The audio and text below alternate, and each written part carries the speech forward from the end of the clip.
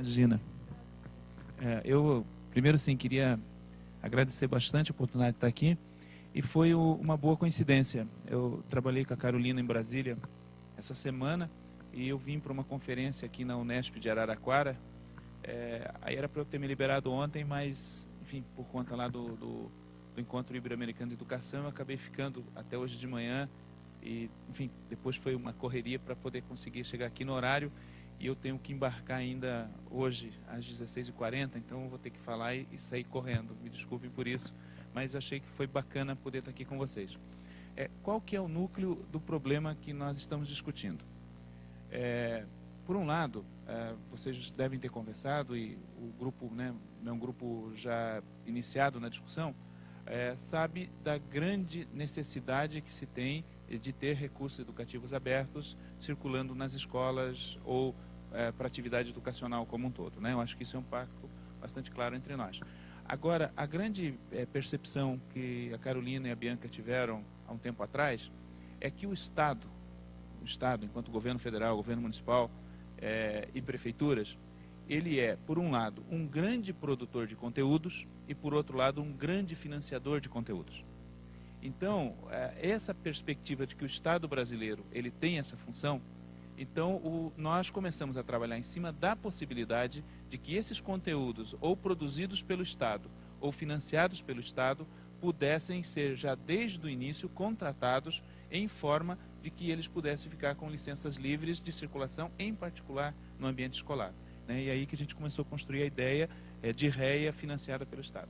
Nós temos um caso bem concreto hoje, que é a Lei Rouanet e a Lei do Audiovisual. Lá está dito claramente que todas as obras de audiovisual financiadas com recurso de renúncia fiscal, após 10 anos, eles passam a ser liberados para uso educacional no Brasil. Só que, no entanto, essas leis são da década de 90, já passou 10 anos disso, então, portanto, as obras que foram produzidas no início, em tese, já estariam livres, né? E isso ainda não foi regulamentado. Então é necessário que a gente tome conta dessa possibilidade, porque de fato é dinheiro público investido em obra de audiovisual e que essa obra de audiovisual ela pode circular livremente em escola. Mas como isso não foi regulamentado, infelizmente isso não está em uso. Bom, a partir daí nós começamos a discutir num outro caminho, que é o PL-REA, que depois a Carolina até explica melhor para vocês, que é uma tentativa de construir uma lei no Congresso Nacional que vai disciplinar todas essas produções pelo Estado ou pelos governos, de uma forma geral, para que elas passem a ter essa finalidade, ou seja, de certa forma, estender isso, né, de uma forma mais ampla. Ela vai colocar para vocês que isso tem N problemas. Ela cruza com a lei dos direitos autorais, ela cruza com as leis de propriedades intelectuais, mas nós estamos procurando várias brechas e vários caminhos e nós achamos que isso vai ser um passo gigantesco, no sentido da gente ter a possibilidade de ter uma grande produção de REA financiada com recursos públicos e, mais do que isso, de todo esse projeto estar centralizado num grande repositório nacional, né, e que esse repositório, além de tudo, ele pudesse estar compartilhado com diversas instituições. Bom, esse foi um primeiro momento. No segundo momento é o Plano Nacional da Educação. O Plano Nacional da Educação ele tem a pretensão de ser um projeto sistêmico para impulsionar a educação brasileira pelos próximos 10 anos. Ele é um plano polêmico, mas o que é fundamental para nós é que o PNE ganhou a sociedade brasileira, né? Eu estou, como a Carolina colocou, estou trabalhando com o deputado Vaione, que é o relator desse projeto, e a gente tem recebido demandas assim de todos os lugares. Foram feitas centenas de audiências públicas, praticamente todas as entidades de educadores ou entidades vinculadas à educação ou que pensam em educação, de todas as matizes ideológicas, fizeram formulações, apresentaram proposições para esse plano. Bom, aí o que aconteceu? Dentro desse plano, nós fizemos uma boa conversa, depois fizemos uma leitura, apresentamos um conjunto de propostas para o deputado Vaione e ele acatou isso para ser integrado ao projeto, ao substitutivo que ele está elaborando nesse momento na Câmara. Esse substitutivo deve ser apresentado aí no mais tardar em 10 ou 15 dias, né? Até acredito que antes desse prazo.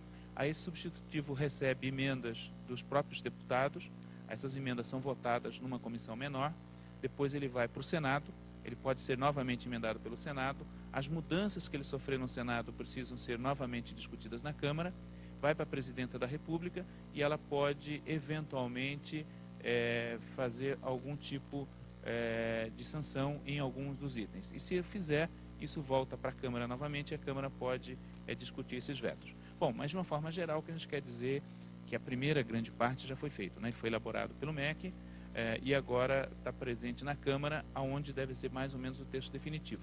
O que é importante é que REA vai estar presente lá. E de que forma que ele vai estar presente lá? Vai estar presente em 4 situações diferentes.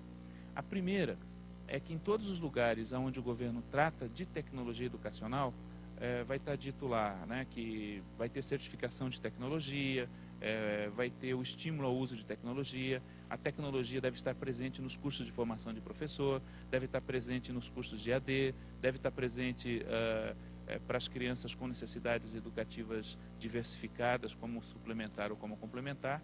Em todas essas, aonde se refere a tecnologias educacionais, vai ter uma vírgula dita preferencialmente em software livre e como recursos educacionais abertos, né?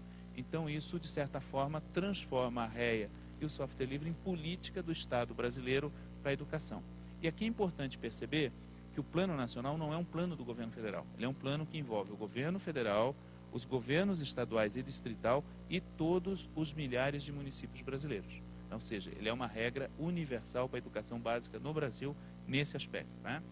E o segundo, que também foi uma coisa bastante importante, que o MEC já está preparando um imenso portal, onde todos os recursos educacionais do MEC estariam disponíveis para os professores de educação básica do Brasil inteiro, onde os professores vão poder subir as suas produções e trocar suas produções. Então ele tende a ser um portal tanto para recursos para estudantes quanto para recursos para professores, né? É bastante similar ao portal Dia a Dia da Educação lá do governo do Estado do Paraná, que até já tem sido aí servido de referência em alguns lugares, e lá também foi dito claramente que tudo isso deve se servir de tecnologias de software livre, né, associado a recursos educacionais abertos.